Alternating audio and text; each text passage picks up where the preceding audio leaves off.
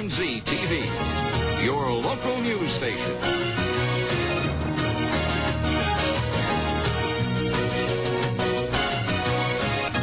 Serving eastern Pennsylvania and western New Jersey. This is Channel 69 News at sunrise. Daylight will soon show the devastation left behind a tremendous explosion that rocked the Lehigh Valley last night. You're looking at some video from last night's explosion over Hanover Township. Hanover Township, that's right. County. Good morning, I'm Patricia Hoffman. And I'm Rob Vaughn, and this, of course, being Saturday, a special edition of Channel 69 News at sunrise.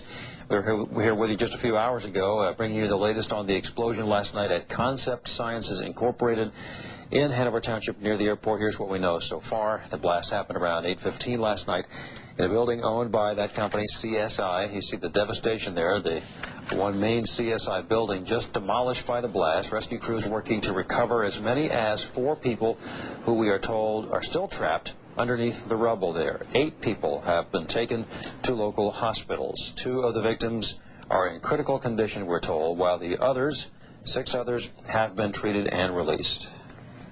Now, officials from the state police and Lehigh County Emergency Management have been trying to keep us up to date on exactly what happened. We do know that 2 chemical substances were released after an explosion at CSI in Hanover Township. At this point, at 20:35 hours today in Hanover Township, Lehigh County, we had a building explosion. The building is at 749 Roble Road. The business is Concept Sciences, and what they do is some distilling work for a process, several processes. There was a chemical involved, hydroxyl amine, HYDROXYLAMINE. Spell it again, please.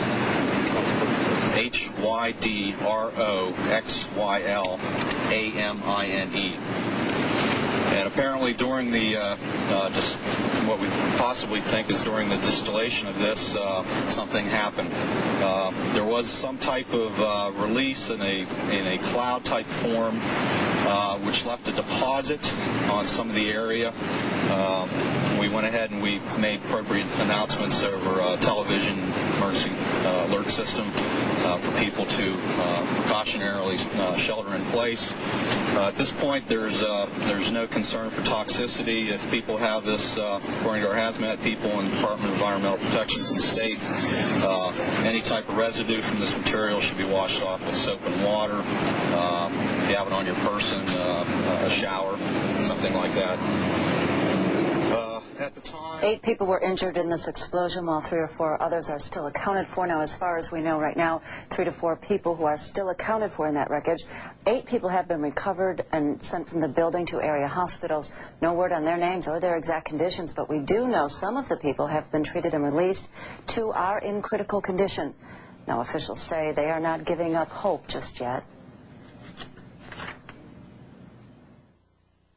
We are still holding out hope for those 3 or 4 victims that are unaccounted for. We are engaged in a rescue effort as we speak. We are holding out hope. At the same time, we have an obligation to plan. Rescue teams say they had communication with one woman around 9:30 last night, but they have not heard anything since from her. Now, plenty of rescue crews have been on location at CSI to try and help, including the Pennsylvania Urban Search and Rescue Team and PEMA. Emergency Management Director John Conklin has more on who's helping with the rescue effort. now we just reduced the EMS response because initially with this type of event, everyone comes. We have plans at the county level, and we escalated based on reports that we got.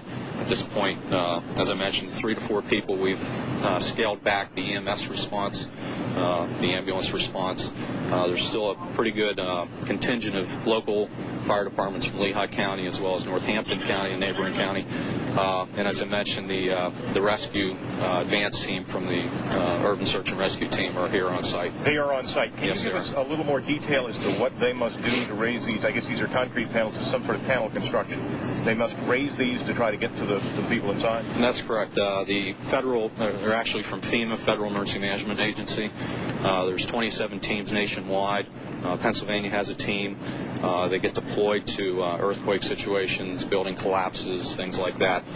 Very highly specialized people in their fields, from rescue, canine, search dogs, structural engineers, hazmat people, and they all interact with each other, and they try to get in there and using small hand tools, cranes, anything that they can work on based on their experience level to get in. Actually, the embassy bombings that just recently occurred, there were two similar task force sent over there to help search for victims. Now, many local people are also lending a helping hand for this effort. To name a few, Lee Boots Construction, Action Rental, Eckinger's Army, Clean Right, and Lanta are all donating supplies and services to rescue workers.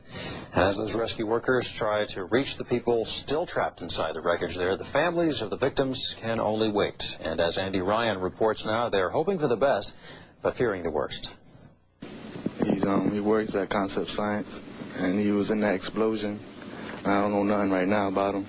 I don't know if he's in the building. I don't know if he's in the hospital. I'm just waiting for him to come home. I don't want him to die, you know. 16-year-old